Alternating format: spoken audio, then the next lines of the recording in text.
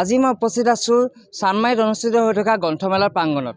প্ৰতি বছৰৰ দৰে এইবছৰ গ্ৰন্থমেলাৰ আয়োজন কৰা হৈছে আৰু অসমৰ বিশিষ্ট লেখক লেখিকাৰ লগতে পাঠক সমাজে এই গ্ৰন্থমেলালৈ অহা পৰিলক্ষিত হৈছে আৰু অতি সুন্দৰ এটা পৰিৱেশ বিৰাজ কৰিছে। মোৰ সতীৰ্থই সিহঁতৰ দৃশ্য দেখুৱাই আছে। অসমৰ বিভিন্ন ঠাইৰ পৰা বিভিন্ন লোকে এই গ্ৰন্থমেলালৈ অহা পৰিলক্ষিত হৈছে। আপোনালোকৰ সতীৰ্থই মোক দেখুৱাই আছে কিমান এটা সুন্দৰ পৰিৱেশ।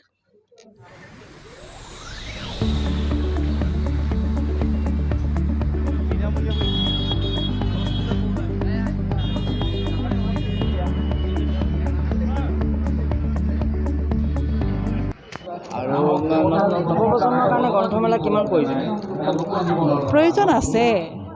একেবাৰে ঘৰত নপঢ়িলেও কিন্তু ল'ৰা ছোৱালীয়ে আহি পেলাই যেতিয়া ৰং বিৰঙৰ কিতাপ কেইখনমান দেখে, অকণমানি ল'ৰাটোৱেও কেতিয়াবা কয় মা এখন কিনি দিয়াচোন। পঢ়াটো পিছৰ কথা, তাহাঁতি পঢ়েকে নে নপঢ়াকে নাজানো, কিন্তু কিতাপখনৰ প্ৰতি আগ্ৰহ এটা যে একেবাৰে নাবাঢ়ে সেইটো নহয়। তেওঁলোকেও আহি পেলাই অকণমান মনৰ মতন কিবা এটা দেখিলে মা এখন লওঁনে, এইটোও বৰ ডাঙৰ কথা আচলতে। আৰু তেনেকেই যদি অকণমান মনবিলাক হয়, অভিভাৱকেও যদি অকণমান উৎসাহিত কৰে, নিশ্চয় এইটো ভাল কথাই হ'ব অসমৰ সাহিত্যৰ কাৰণে।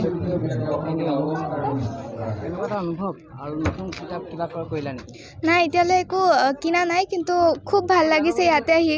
চবেই ইয়াতে কিতাপ যিহেতু কিনিব আহিছে, বহুত জ্ঞানো পাম অবভিয়াছলি ইয়াতে। আৰু কিতাপ চাই আছোঁ, পোৱা নাই। তো ভাল কিতাপ এতিয়ালৈ পোৱা নাই, যেতিয়া পাম লৈ ল'ম আৰু।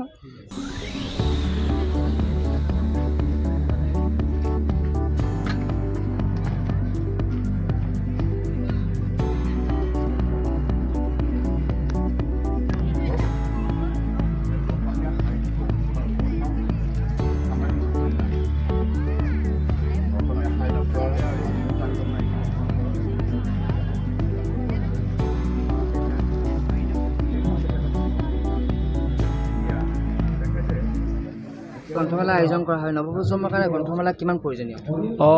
মানে আমাৰ আচলতে নৱপ্ৰজন্মৰ কাৰণে বহুত দৰকাৰ গ্ৰন্থমেলাটো, কাৰণ যিহেতু আমাৰ এতিয়া কিছুমান মোবাইল চোবাইলত বেছি মানে গুৰুত্ব দিয়া হৈছে। মই ভাবোঁ সেইবিলাক অলপ এৰি পেলাই যদি গ্ৰন্থত মনোযোগ দিয়ে তেতিয়াহ'লে ধৰক সকলোৰে কাৰণে এইটো ভাল হ'ব।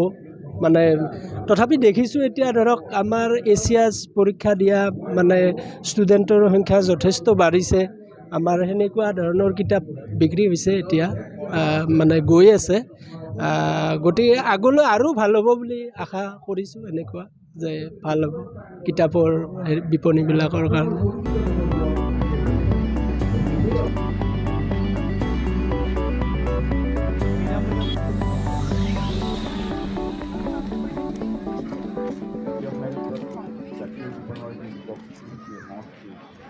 সকলো প্ৰতিনিধিত্ব হ'বই, সেইটো কোনো দূৰ কৰি কৰিব নালাগে, সেইটো অকলে